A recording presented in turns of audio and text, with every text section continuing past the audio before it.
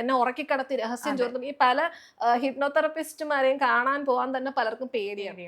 Actually ഒരു മനുഷ്യൻ sleep സ്റ്റേറ്റിലല്ല, trans എന്ന് പറയുന്ന ഒരു സ്റ്റേറ്റിലോട്ടാണ് പോകുന്നത്. അതൊരു സ്ലീപ്പ് സ്റ്റേറ്റ് അല്ല. ആരും ഉറങ്ങിപ്പോകത്തില്ല. നല്ല നമ്മൾ എന്താണ് പറയുന്നതെന്ന് കേൾക്കാൻ സാധിക്കും.